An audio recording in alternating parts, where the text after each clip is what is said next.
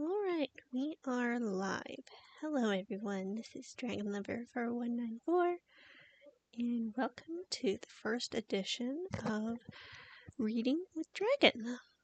So if you follow me on Twitter, you would have seen that I had posted a poll, and the results are in. So we will be reading the Five Nights at Freddy's series, Fazbear Frights. We're going to start with Fazbear Frights 1, Into the Pit. So if you are not familiar with the Fazbear Frights series, they are books inspired by the Five Nights at Freddy's series. So each book has 3 stories, plus a bonus story at the end with an overarching plot. I'm going to be streaming for about an hour today. So we'll see how far we can get. We can probably get through at least one story, or maybe 2. Yeah, let's get into it. So our first story is Into the Pit.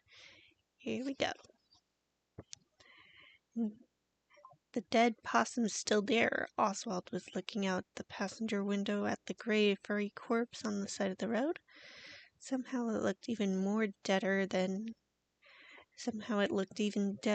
it had yesterday. Last night's rain hadn't helped. Hi, Robo. Glad you could make it. I'm just starting on the first story. Aw, thank you, Robo. Much appreciated. Really could not hit... Oh, yep. Before I continue. Oh, I had managed to hit affiliate. Woo! I'm not gonna actually go affiliate until... I'm probably gonna shoot for January, just so I have time to get some stuff set up, like my intro and outro screens and emotes and all that professional looking stuff. Okay, so I need to, gotta readjust myself here. Okay, there we go. I gotta get my stuff set up before I officially go affiliate. And yeah. Okay, back to the story. Yeah, since I didn't get very far, let's go ahead and start over. Okay, Into the Pit. The dead possum's still there. Oswald was looking out the passenger window at the gray, furry corpse on the side of the road. Somehow it looked even deader than it had yesterday. Last night's rain hadn't helped. Nothing looks deader than a dead possum, Oswald's dad said. Except in this town, Oswald mumbled, looking at the boarded-up storefronts and the display windows, which were displaying nothing but dust.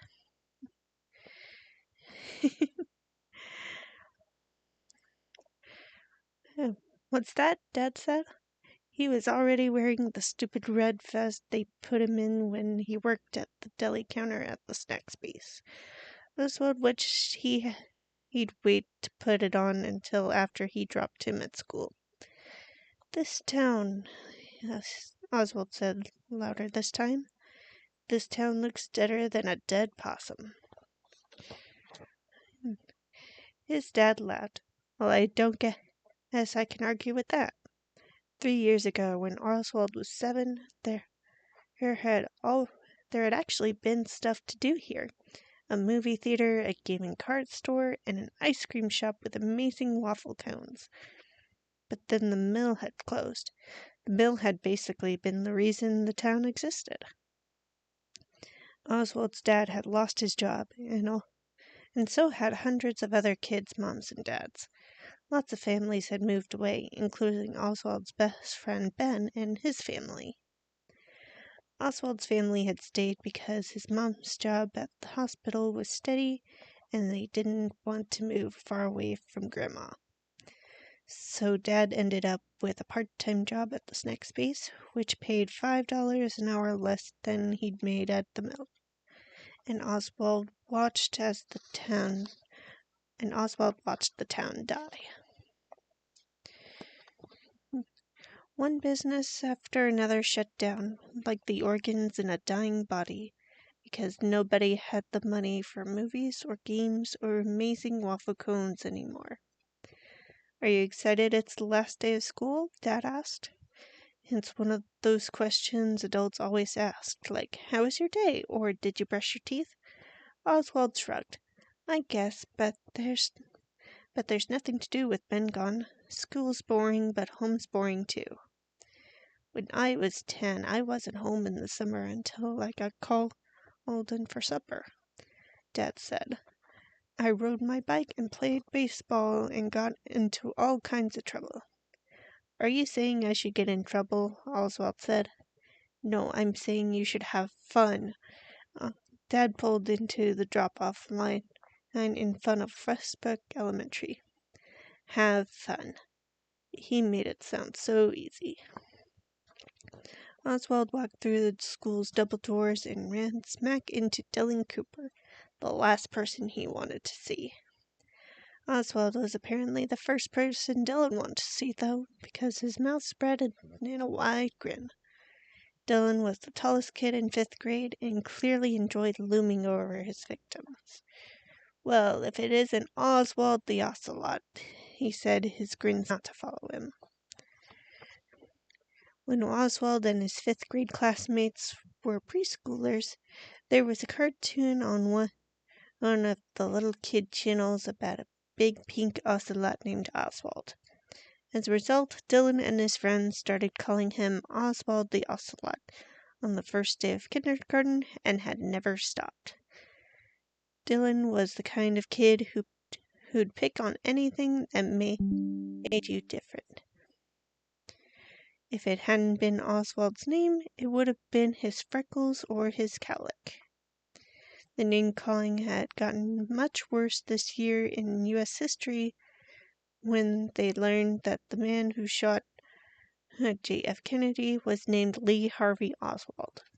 Oswald would rather be an ocelot than an assassin. Since it was the last day of school, there was no attempt at doing any kind of real work.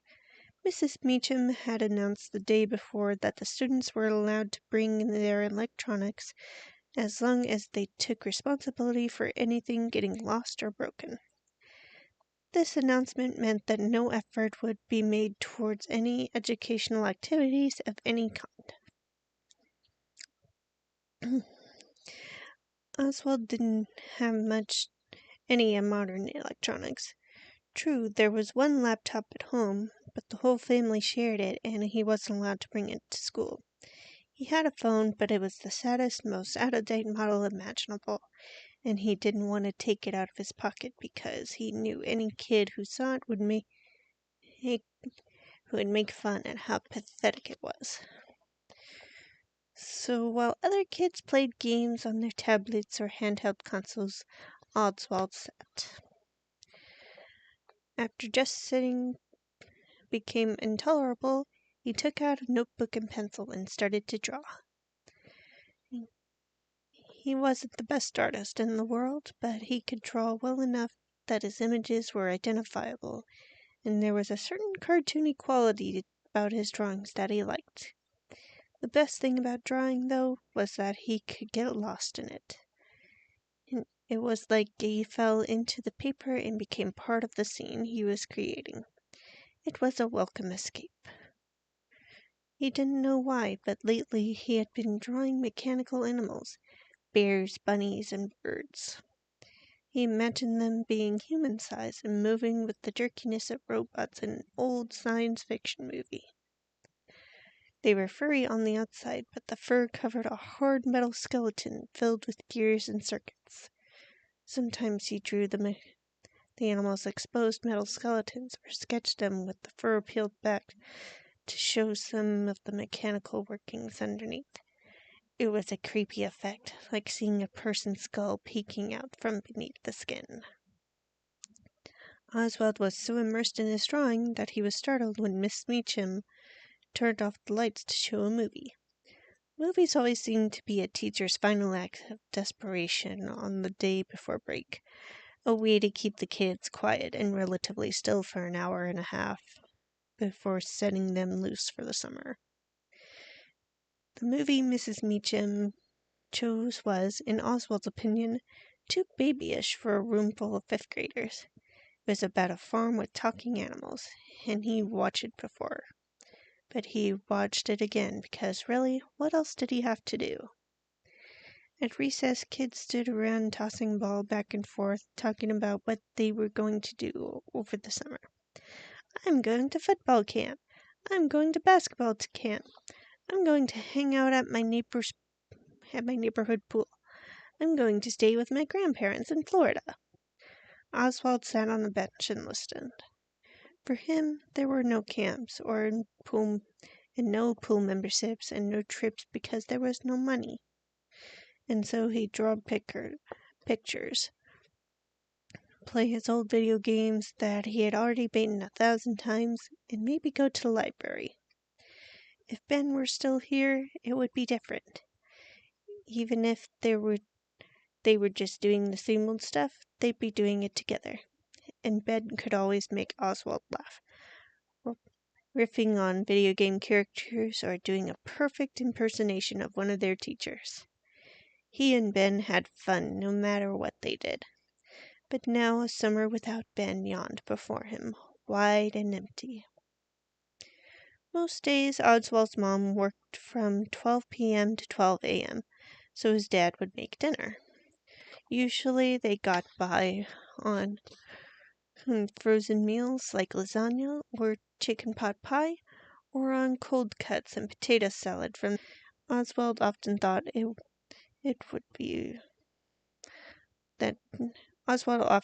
that he used about the same amount of cooking skill in opening Jinx's can of stinky cat food as his dad used in his dinner preparations. Tonight, Oswald and Dad were sitting down to plates of blue box mac and cheese and some canned corn his dad had zapped in the microwave. It was a very yellow meal. You know, I was thinking, Dad said, squirting ketchup onto his macaroni and cheese. Why did he do it? Oswald wondered. I know you're old enough to stay home by yourself some, but I don't like the idea of you staying by yourself the whole day while your mom and I are at work. I was thinking you could ride into town with me in the mornings, and I could drop you off at the library. You could read, surf the net. Oswald couldn't let this one slide. How out of date could his dad be? Nobody says surf the net anymore, Dad.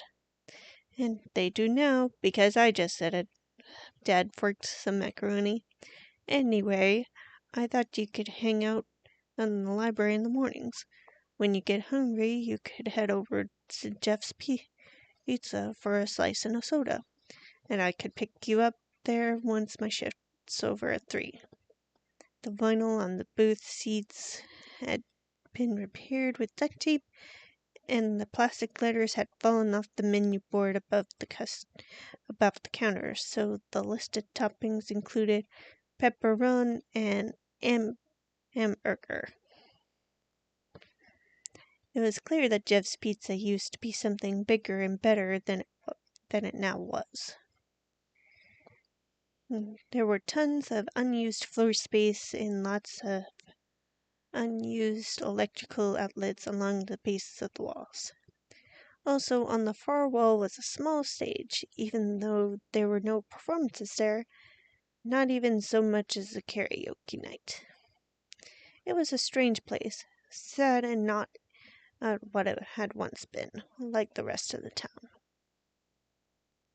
That being said, the dinner was decent, and more important, it was the only pizza in town, if you didn't count the kind from the frozen food department at the snack space.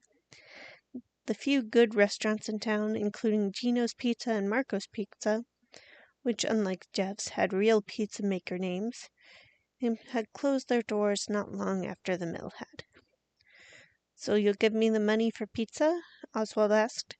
Since Dad's job loss, Oswald's allowance had dwindled to practically nothing. Dad smiled, a kind of sad smile, it seemed to Oswald. "Son, you're bad off, but you're not so bad off I can't put you $3.50 for a slice and a soda." "Okay," Oswald said, and it was hard to say no to a warm, gooey cheese slice. Since it wasn't a school night, and it wouldn't be again for quite some time, Oswald stayed up after Dad went to bed and watched an old Japanese monster movie with Jinx curled up purring on his lap. Oswald had seen a lot of B-grade Japanese horror films, but this one, Zendrelix versus Mecha Zendrelix, was new to him. As always, Zendrelix just looked like a giant dragon thing, but Mecha Zendrelix reminded him of the mechanical animals he drew when he stripped them of their fur. He laughed at the movie's special effects. The train Zendrelix destroyed was clearly a toy, and at how the actors' lip movements didn't match the dubbed in English. Somehow, though, they always found himself rooting for Zendrelix. Even though he was just a guy in a rubber suit, somehow he managed to have a lot of personality. In bed, he tried to count his blessings. He didn't have Ben, but he had monster movies in the library and lunchtime pizza slices. It was better than nothing, but it still wasn't going to be enough to keep him going all summer. Please, he wished, his eyes closed tight. Please let something interesting happen. Oswald woke up to the smell of coffee and bacon. The coffee he could do without, but the bacon smelled amazing. Bacon meant time with his mom, often the only time he got with her until the weekend. After one necessary stop, he hurried down the hall to the kitchen. "Well, look at that. My rising sixth grader has risen." Mom was standing over the stove in her furry pink bathrobe, her blonde hair pulled back in a ponytail. Flipping. "Oh, yum. Were those pancakes?" Getting cozy, Robo. Okay, the bing. "Oh, yum, were those pancakes?" "Hi, Mom." She opened her arms. "I demand a morning hug." Oswald sighed as like it annoyed him, but he went over and hugged her. It was funny. With Dad, he always said he was too old for hugs, but he never turned down his mom's open arms. Maybe it was because he didn't get to spend much time with her during the week. While he and Dad spent so much time together, they sometimes got on each other's nerves. He knew Mom missed him and felt bad for having to work such long hours. But he also knew that since Dad's job at the snack space was just part-time, Mom's long hours were most of the reason the bills were getting paid. Mom always said that adult life was a fight between time and money. The more money you earned to spend on bills and necessities, the less time you got to spend with your family. It was a difficult balance. Oswald sat down at the kitchen table and thanked his mom when she poured his orange juice. "First day of summer break, huh?" Mom went back to the stove to scoop up a pancake with her spatula. "Uh-huh." He probably should have tried to sound more enthusiastic, but he couldn't muster the energy. She slid the pancake onto his plate and then served him 2 strips of bacon. "Not the same without Ben, huh?"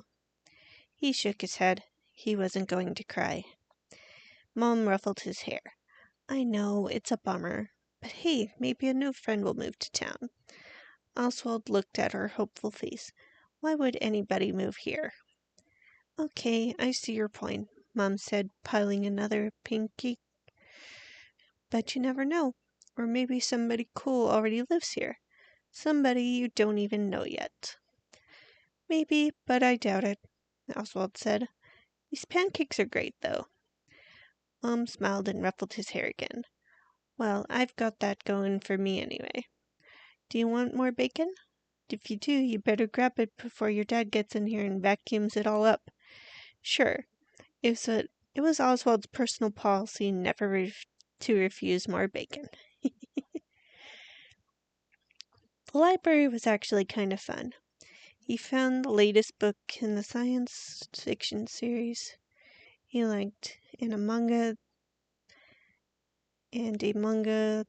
that looked interesting. As always, he had to wait forever to use the computers because they were all taken by people who looked like they had no place to be. Men with scraggly beards wearing layers of ratty clothing, two thin women with sad eyes and bad teeth. He waited his turn politely, knowing that some of these people at the used the library for shelter during the day, then spent the night on the streets. Jeff's pizza was as weird as he remembered. The big empty space beyond the booths and tables was like a dance floor where nobody danced. The walls were painted a pale yellow, but they must have used cheap paint or only one coat, because shapes of whatever had been on the walls before were still visible. It had probably been some kind of mural with people or animals, but now it was just shadows behind a thin veil of yellow paint. Oswald sometimes tried to figure out what the shapes were, but they were too blobby to make out. Then there was the stage that never got used, standing empty but seemingly waiting for something. Though a feature even weirder than the stage lay in the back right corner. It was a large rectangular pen surrounded by yellow netting, but it had been rubbed off with a sign that said, "Do not use." The pen itself was filled with red, blue, and green plastic balls that had probably been brightly colored once, but were now faded and fuzzy with dust. Oswald knew the ball pits had been popular features in kiddie playlands, but had largely disappeared because of concerns about hygiene. After all, who is going to disinfect all those balls? Oswald had no doubt that if ball pits had still been popular when he was little, his mom wouldn't have let him play in one. As a licensed practical nurse, she was always happy to point out places she found to be too germy to play in, and when Oswald would complain that she never lets him have any fun, she'd say, "You know what's not fun? Pink eye." Except for the empty space in the ball pit, and except for the empty stage in the ball pit, the strangest features in Jeff's pizza was Jeff himself.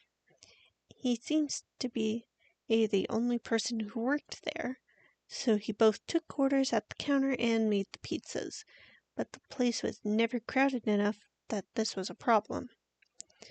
Like all other days, Jeff looked as if he hadn't slept in a week. His dark hair was sticking up in weird places, and he had alarming bags under his bloodshot eyes. His apron was stained in both recent and ancient tomato sauce.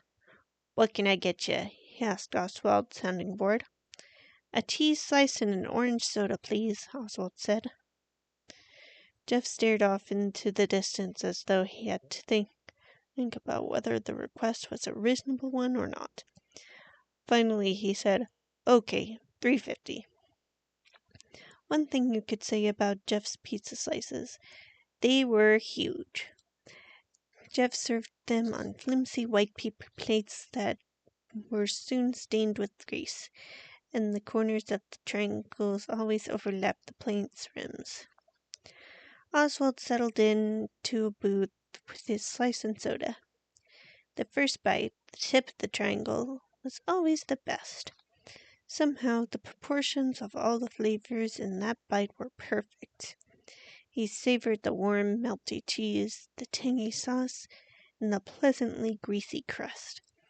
As he ate, he looked around at the few other customers.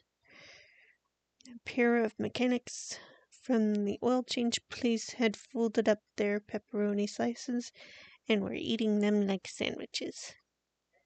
A table full of office workers clumsily attacked their slices with plastic forks and knives so they wouldn't drip sauce on their ties and blouses, Oswald guessed.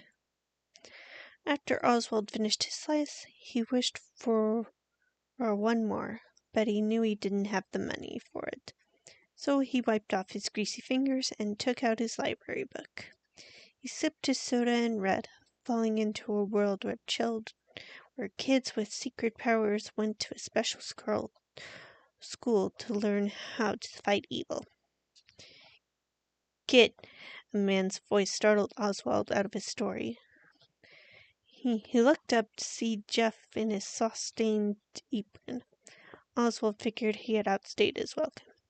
He had sat in a booth reading for 2 hours after having bought a meal that cost less than $4. "Yes, sir," Oswald said, because politeness never hurt.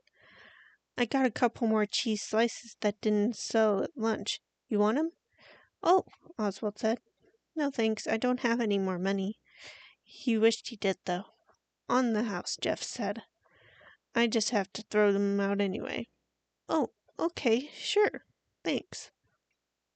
Jeff picked up Oswald's empty cup. "I'll get you some orange soda while I'm at it." "Thanks." It was funny. Jeff's expression never changed. He looked tired and miserable even when he was being extra nice. Jeff brought 2 slices stacked on a paper plate and a fresh cup of orange soda.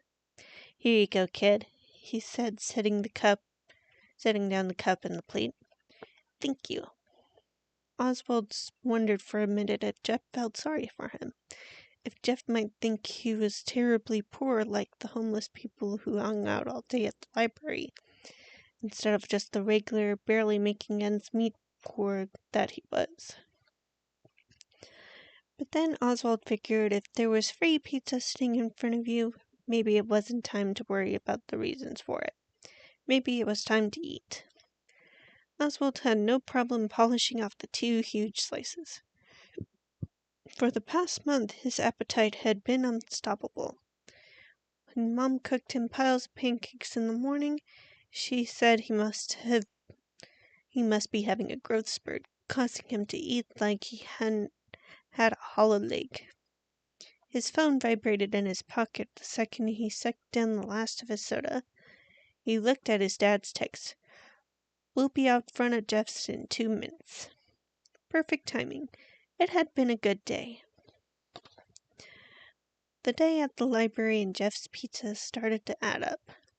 The first couple weeks had been great, but now the library didn't have the next book of the series he was reading, and he had grown bored with this online fantasy game, which, while advertised as free, now wouldn't let him advance any further without paying money. He had gotten tired of not having anybody his age to hang out with. He hadn't gotten tired of pizza yet, but he was starting to imagine that he might in the future. Tonight was Family Fun Night, a 1-night-a-week event that varied depending on Mom's work schedule. Back when the mill was still open, Family Fun Night meant dinner in a restaurant, pizza or Chinese or Mexican. After the meal, they'd do some fun activity together. They'd go to the movies if something kid-friendly was playing, but if not, they'd go to the bowling alley or to the roller rink, where Mom and Dad used to go on dates when they were in high school. Mom and Dad were great skaters, and Oswald was terrible, but they'd skate on either side of him, holding his hands and keeping him up. They'd usually top off this evening with a waffle cone at the ice cream place downtown. Oswald and Mom would make fun of Dad because no matter what ice cream flavors were available, he always got vanilla. Since the mill closed down, though, family fun night had turned into an at-home affair. Mom would make something for dinner that was easy but festive, like tacos from a mix of or hot dogs. They'd eat and then play board games or watch a movie they'd rented from Redbox. It was still fun, of course, but sometimes Oswald wished aloud for the old days of seeing new movies at the theater or having walk-ins after, and Dad had to remind him that the important thing was that they all got to spend time together. Sometimes when the weather was nice, they'd have a family fun night. They'd pack a picnic of cold cuts and salads courtesy of the snack space and head over to the state park. They'd eat their dinner at a wooden table and watch the squirrels and birds and raccoons. Afterwards, they'd go for a walk on one of the hiking trails. These outings were always a nice change, but Oswald was also aware of why they were the only family fun nights that ever got them out of the house. Picnics were free. Tonight they were staying in. Mama had made spaghetti and garlic bread. They had played a game of Clue, which Mom won, as she usually did. And now they were piled up on the couch together in their pajamas with a huge bowl of popcorn between them, watching the remake of an old science fiction movie. Once the movie was over, Dad said, "Well, that was pretty good, but not as good as the real version." "What do you mean, the real version?" Oswald said. "That was the real version." "Not really," Dad said. "I mean, it was set in the same universe as the real version, but it was kind of a cheap knockoff of the one that came out when I was a kid." Dad always had to be so opinionated. He would never just watch something and enjoy it. "So the best movies are always the ones that you watched when you were a kid," Oswald said. "Not always, but in this case, yes." Dad was settling in, Oswald could tell, for one of his favorite things, a good argument. "But the special effects in the original version stink," Oswald said. "All those puppets and rubber masks." "I'll take a puppet or model over CGI any day," Dad said, leaning back on the couch and propping his feet on the coffee table. "That stuff is so slick and fake. It's got no warmth, no texture. And besides, you like those old Andrelix movies, and the special effects in those are terrible." "Yeah, but I just watched those to make fun of them," Oswald said, even though he really did think Andrelix was pretty cool. Oh, Mom came in from the kitchen with bowls of ice cream. Not as good as the waffle cone place, but nothing to turn your nose up at either. "Okay, if you guys don't cut out the nerd argument, I'm going to pick the next movie we watch, and it's going to be a romantic comedy." Oswald and his dad shut up immediately. "That's about what I thought," Mom said, passing around the bowls of ice cream. As Oswald was lying in bed sketching his mechanical animals, his phone vibrated on his nightstand. There was only one person other than his parents who ever texted him. "Hey," Ben had typed on the screen. "Hey back," Oswald typed. "How's your summer?" "Awesome. At Myrtle Beach for the vacation. It's so cool. Arcades and mini golf everywhere." "Jealous," Oswald typed, and he meant it. A beach with arcades and mini golf really did sound awesome. "Wish you were here," Ben typed. "Me too. How's your summer?" "Okay," Oswald texted. He was briefly tempted to make his summer sound cooler than it was, but he could never lie to Ben. "Been going to the library a lot. Lunch at Jeff's Pizza." "That's all?" It did sound pathetic compared to a family trip to the beach. He texted, "Pretty much, yeah." "I'm sorry," Ben texted, and then, "That pizza place is creepy." They chatted a little while longer, and although Oswald was happy to hear from Ben, he was also sad that his friend was so far away and having such a good time without him. Monday morning, and Oswald was in a bad mood.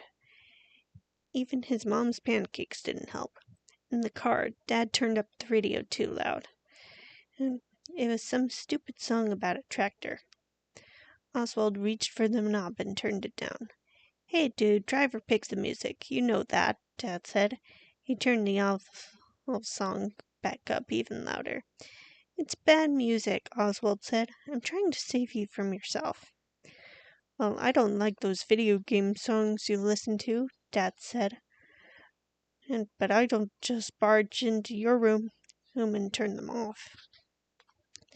"Yeah," Oswald said, "but I don't force you to listen to them either." Dad turned the radio down. "What's with the attitude, son? And whatever's bothering you, it's not just that I like country music." Oswald didn't feel like talking, but clearly he was being forced to. And once he opened his mouth, he was surprised to feel complaints erupting from him like lava from a volcano. "I'm tired of every day being exactly the same. Ben texted me yesterday. He's at Myrtle Beach having an awesome time. He wanted to know what I was doing, and I told him I was going to the library and Jeff's Pizza every day. And you know what he texted back? 'I'm sorry, and that pizza place is creepy.'" Dad sighed. "I'm sorry you can't go on vacation and have an awesome time, Oz. Things are hard right now where money's concerned. I'm sorry it affects you. You're a kid. You shouldn't have to worry about money. I'm hoping they'll move me to full-time at the store in the fall. That'll help a lot. And if I get promoted to deli manager, it'll be another $1.50 an hour." Oswald knew he shouldn't say what he was about to say, but here he went anyway. "Ben's dad got a job that pays even better than his old job at the mill." Dad tightened his grip on the steering wheel. "Yeah, well, and Ben's dad had to move 500 miles away to get that job." His voice sounded tight as the grip on the wheel, and Oswald could tell his jaw was clenched. "Your mom and I talked a lot about it, but we decided not to move, especially with your grandma living here and needing help sometimes. This is our home, kiddo, and things aren't perfect, but we just have to make the best of them." Oswald felt himself crossing the line from grumbling into grounding territory. But why did some people get the best of everything while others had to settle for free library visits and cheap pizza? "And so every day you toss me out on the street like garbage. If this is the best of things, I'd hate to see the worst. Now, son, don't you think that's a little dramatic?" And Oswald didn't stick around to hear the rest of Dad's criticism. The library still didn't have the book he wanted. He flipped through a few magazines, the kind with the exotic jungle animals, which he usually liked, but they weren't doing much for him today. When his turn came for a computer, he put in his earbuds and watched some YouTube videos, but he wasn't in a good enough mood to laugh. At lunchtime, he sat in Jeff's Pizza with his slice and soda. Every day a cheese slice. If Dad wasn't so stingy, he'd give him another $1 so he could have pepperoni or sausage. But no, it had to be the cheapest pizza you could get. Sure, money was tight, but really, was another $1 a day going to break the bank? Looking around the place, Oswald decided Ben was right. Jeff's Pizza was creepy. There were those shadowy, painted-over figures on the walls, the dusty, abandoned ball pit. And when he thought about it, Jeff was kind of creepy, too. He looked 100 years old, but was probably just 30. With those heavy-lidded, bloodshot eyes, the stained apron, and the slow speech and movement, he was like a zombie pizza chef. To come outside to the car. Well, today was going to be different. Today would have to come in and find him. There was one perfect place to hide. Oswald was going into the pit. The pit was pretty gross, really. Obviously untouched for years, the plastic spheres were covered in a gray, fuzzy dust. But hiding there would be a great prank on his dad. His dad, who was always dropping him off and picking him up like somebody's dry cleaning, would actually have to get out of the car and make an effort for a change. Oswald wouldn't make it easy for him either. Oswald took off his shoes. Yes, the ball pit was disgusting, but at least getting into it would make today different from all the other days that had come before it. He climbed into the pit and felt the balls purring to make room for his body. He moved his arms and legs. It was a little like swimming, if you could swim in dry plastic spheres. He found his footing at the bottom of the pit. Some of the balls were strangely sticky, but he tried not to think about why. If he was going to trick his dad, he was going to have to go all the way under. He took a deep breath, as if he were about to jump into a swimming pool, and fell to his knees. That put him up to his neck. Wiggling around, he was sitting on the pit's floor, or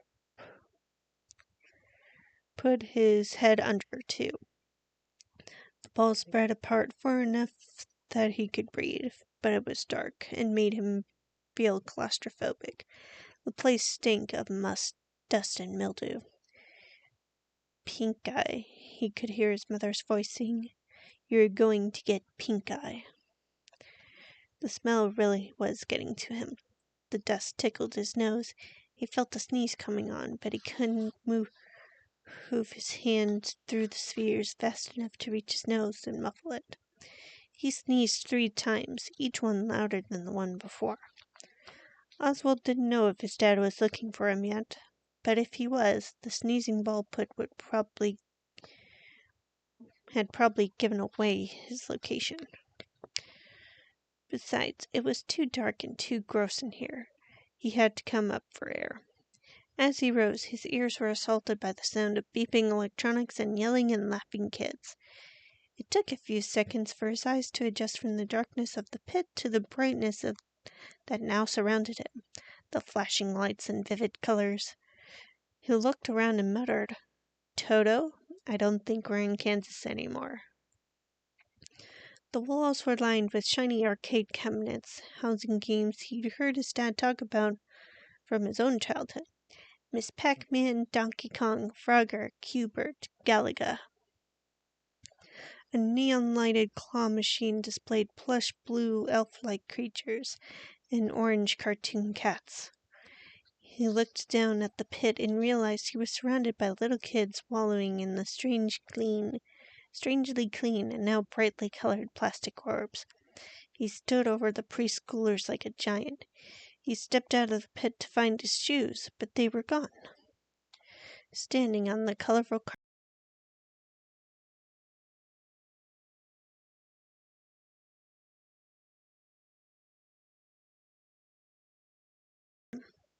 everyone's hair was styled and fluffy, and the boys wore polo shirts in colors a lot of guys wouldn't be caught dead in, like pink or aqua.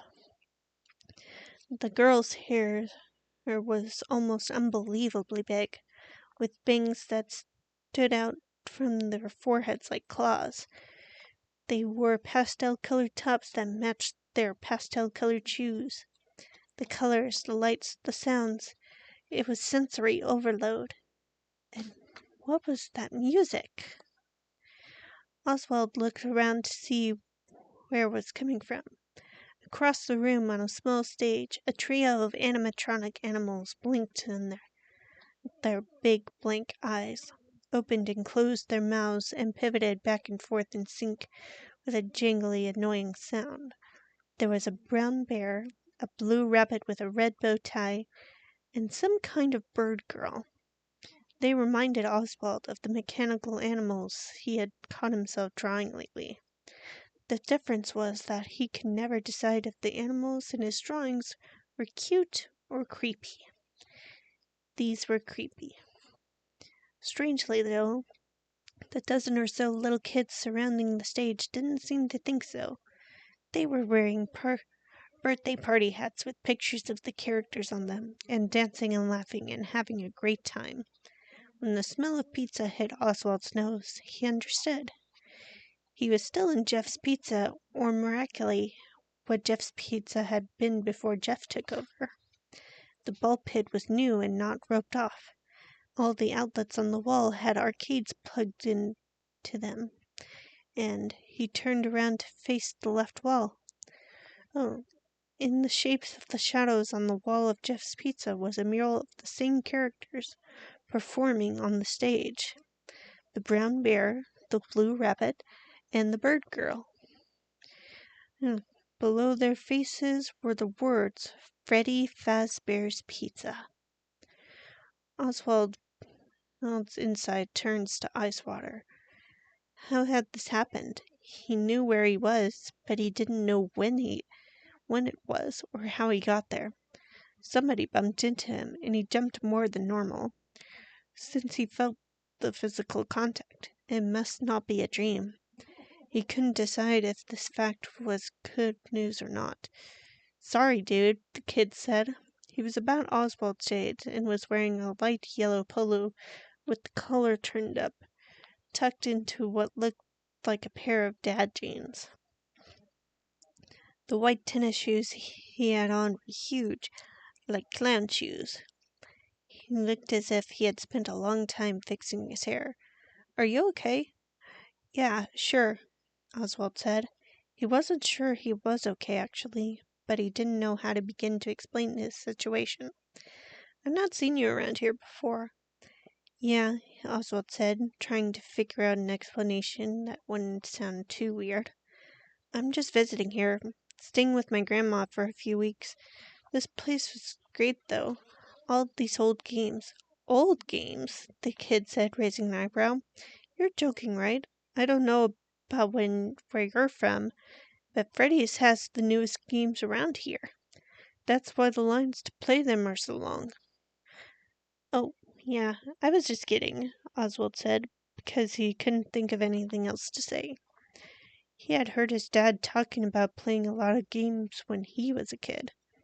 Absurdly hard games, he said, on which he had wasted so many hours and many quarters. "I'm Chip," the kid said, running his fingers through his poofy hair. "Me and my buddy Mike," he nodded at a tall black kid wearing huge eyeglasses and a shirt with wide red and blue stripes. "We're about to play some skee-ball. Want to come with?" "Sure," Oswald said. It was nice to hang out with some other kids, even if they seemed to be kids from another time. He didn't think this was a dream, but it sure was as weird as one. "You got a name?" Mike said, looking at Oswald like he was some kind of strange specimen. "Oh, sure. I'm Oswald." He had been too weirded out to remember to introduce himself. Mike gave him a friendly slap in the back. "Well, I've got to warn you, Oswald, I'm a beast at skee-ball. But I'll go easy on you since you're new here." "Thanks for having mercy on me," Oswald said. And he followed them to the skee-ball area. On the way, they passed somebody in a rabbit suit that looked like a yellow version of the animatronic rabbit on the stage. Nobody seemed to be paying attention to the rabbit guy, so Oswald didn't say anything. It was probably a Freddy Fazbear's employee dressed up to entertain the little kids set up at the birthday party. Mike wasn't kidding about being a beast at skee-ball. He easily beat Chip and Oswald 3 times, but he was a good sport, and they spent the whole time joking around. It felt good being included. But after a couple of games, Oswald started to worry. What time was it really? How long had his dad been looking for him? And how was he going to get back to his real life? Sure, he'd wanted to give Dad a little scare, but he didn't want to scare the old man so much he got the police involved. "Hey guys, I'd better run," Oswald said. "My grandma," he almost said just texted me, but realized Chip and Mike would have no idea what he was talking about. Whenever this was, there were no cell phones. "My grandma's supposed to pick me up in a few minutes. Okay, dude, maybe we'll catch you later, Chip said, and Mike gave a little nod and wave. Oswald left his companion, stood in a corner in his sock feet, and wondered what to do. He was having some kind of magical experience. He was late getting back, and he was missing his shoes. He was like some kind of mixed-up guy Cinderella. How to get back? He could walk out the front door of Freddy Fazbear's, but where would that take him? It might be the right place to find his dad's car waiting, but it wasn't the right time. Not the right decade, even. Then it dawned on him. Maybe the way out was the same way he got in. At the ball pit, a mom was telling her two little kids it was time to leave. They tried to argue with her, but she turned on her stern mom voice and threatened them with an early bedtime. Once they got out, he got in. He sat beneath the surface before anybody could see that a kid over the height limit was in the ball pit. How long to stay under? Randomly, he decided to count to 100, then stand.